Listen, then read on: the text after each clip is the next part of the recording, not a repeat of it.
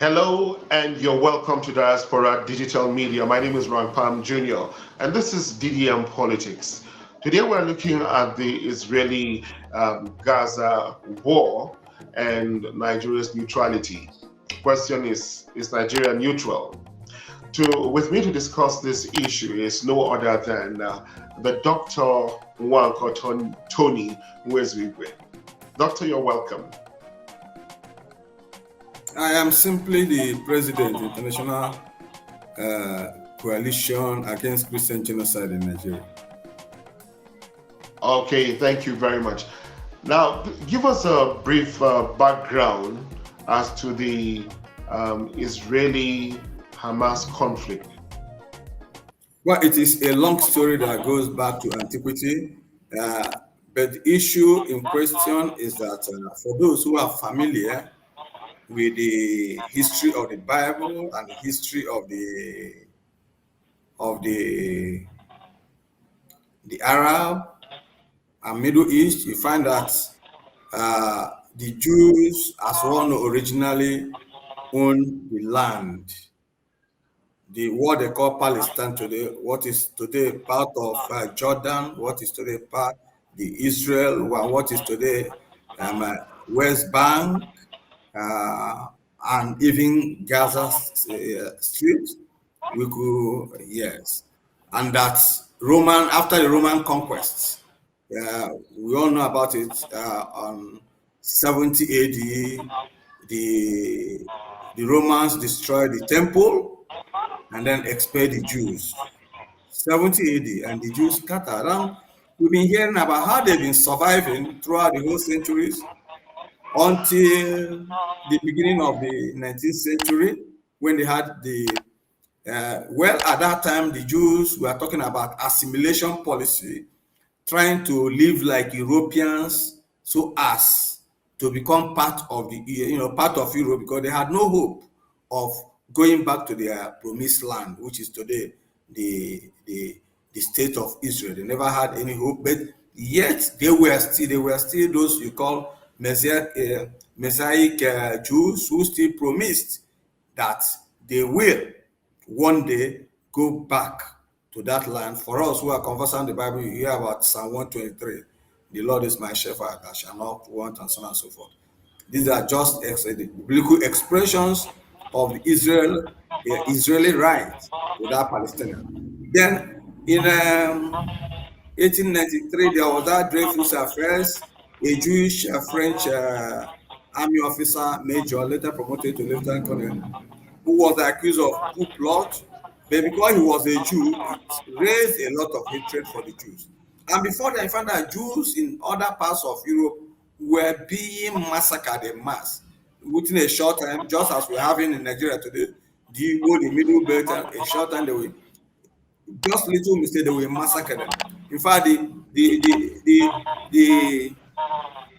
the vocabulary pogrom originated from the Jewish experience of mass killings in Europe and so on and so forth. So you find that they were also conquered by Ottoman Turks. That at the end of that time, Ottoman Turks also came up. It was at that moment of the Dreyfus Affairs that Hazel, then a journalist from Austria, decided to meet up the issue of the First Zionist Congress, 1898.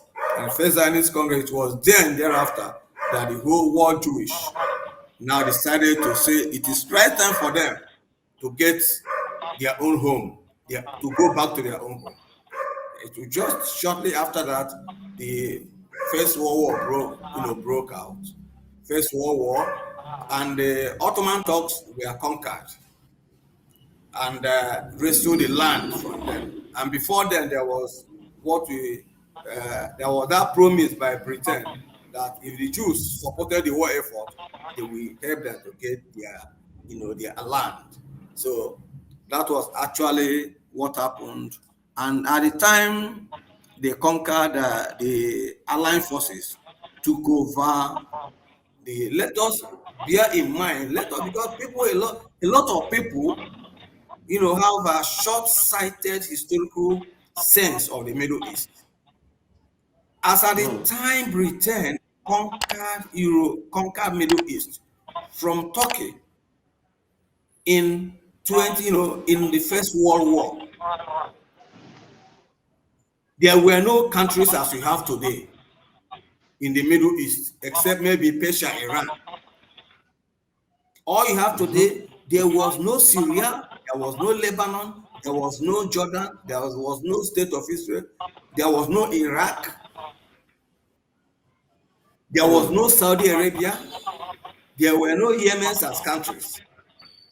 It was Britain, it was Europe, especially Britain and France under the Sykes-Picot Agreement that decided to divide the Middle East countries, positions according to their own, to their interest.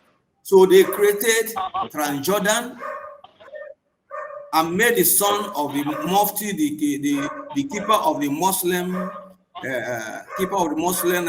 Mecca, as the king of Transjordan, and then they created also Syria. And so it's from there, let me just say, the struggle, it's a long story. It's a long story. Let me just wind up there. But the point is that the Britain, after the First World War, now created the Palestine Mandate. Palestine Mandate, which included, which is the present Israeli and Transjordan countries. They separated one, Transjordan, which is now Jordan, and then left the Palestine Mandate. And then in 1940, just in 1947, United Britain withdrew their mandate, and the state of Palestine, the state of Israel was created. It was partitioned between Arabs and Jews, state of Israel, and that was when Israel now declared their own independence in 1948.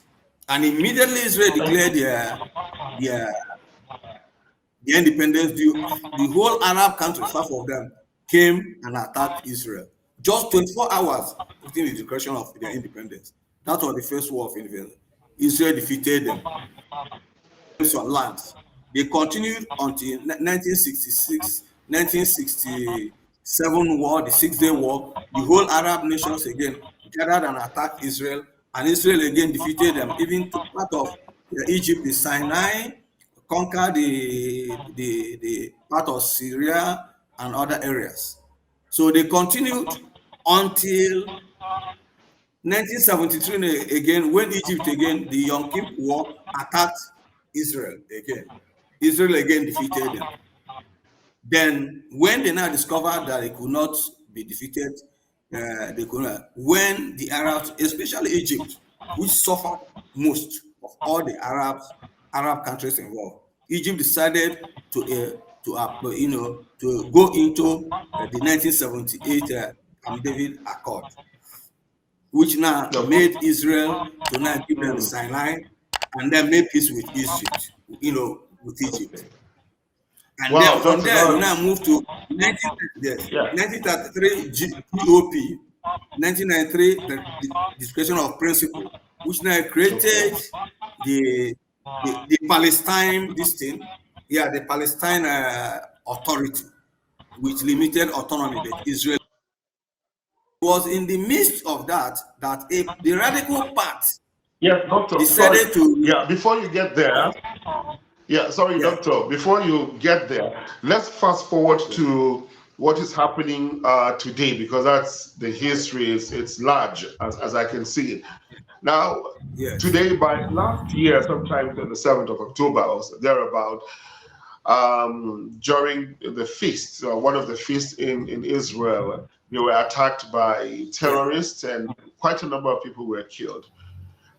Israel, since then, have been trying to recover their people who are hostages. And right now the war is ongoing. America is saying, okay, well, Israel is, America is like on the side of Israel. South Africa is saying, no, Israel are terrorists. they're on the side of Hamas or Palestine, as you call it. Nigeria, in this case, say they are neutral. Um, why is Nigeria neutral? And what does it mean to be neutral in such a conflict? Uh, uh, the neutrality of Nigeria is questionable in a way.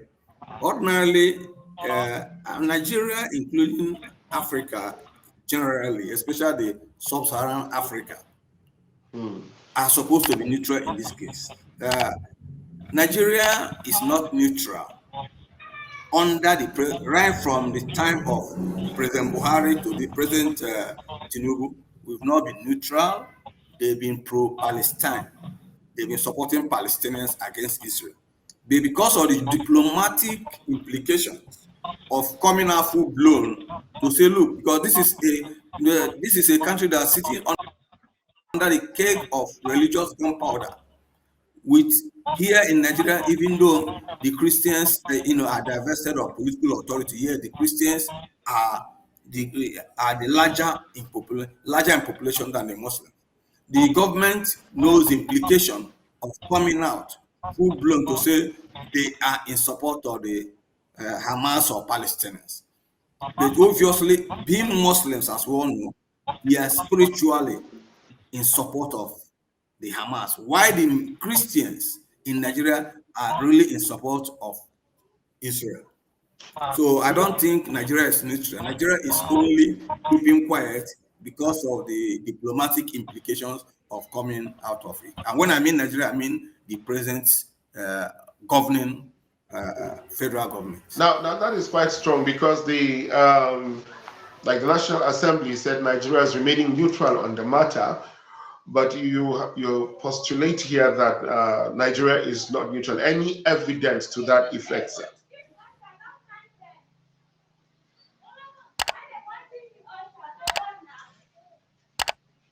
Hello, doctor.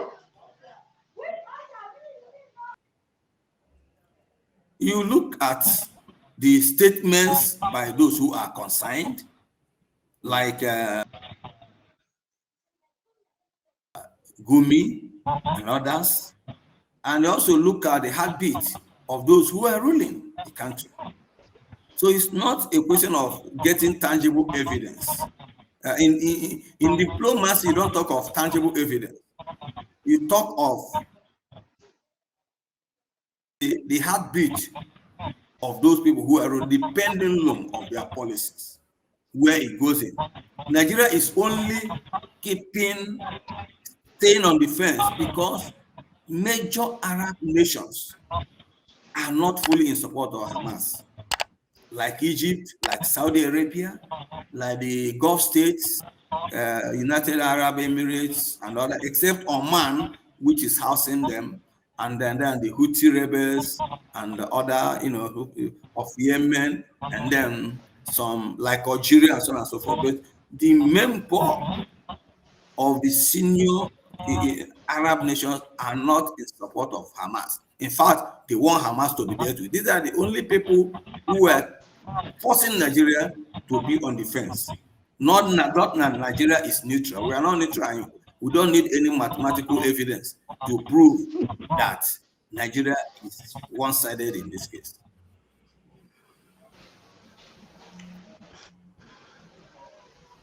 All right, yes. Doctor, recently, Dr. Razi Hamad, the Minister for social development of Hamas, was in Nigeria. And, there was an interview on different platforms, Nigerian mainstream media, and a lot of people in the social media were throwing tantrums. We're not very happy with that. Why was that so? Well, you have answered the last question you asked me. You are looking for tangible evidence. But this is a tangible evidence. Yes. Why should Nigeria, invite a Hamas, member? You are not talking of a terrorist. Well, what we expect? You are seeing a government that is collaborating with even terrorists, negotiating with terrorists here in Nigeria, kidnappers, killers, using soft glove to handle Boko Haram and other bandits and other Muslim insurgents here in the country. What do you expect them to do when a terrorist like the man you call his name entered Nigeria? They gave Yeah. him they're dead. That's Razi what I'm Hamad. telling you. That Nigeria, Nigeria, yes, Nigeria operates stilt diplomacy. They offer still diplomatic support, including financial, to Hamas in particular. So no doubt about that. So people can talk, but the issue is this: what are you talking about?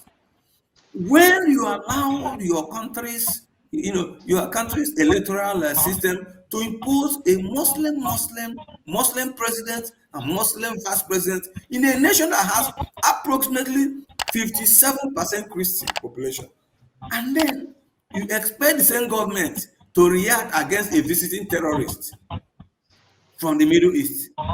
I think it looks ridiculous. It looks ridiculous. It makes no sense that the same government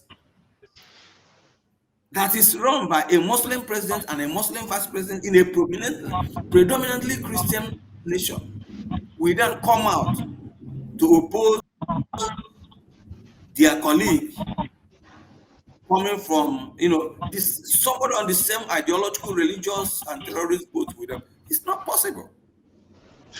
So people like us can protest, but the man was actually invited by the Nigerian government to offer them their support, telling them in secret, private, look, can you this your battle with the state of Israel?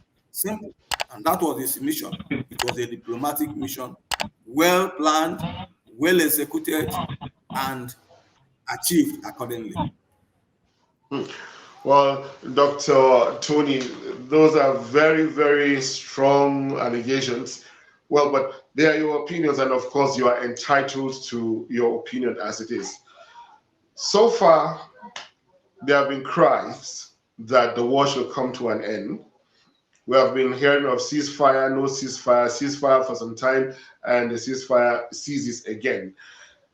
What do you think could bring to the end of this war in Hamas, in Gaza? You see, my problem is that we are not seeing a wall of hypocrisy.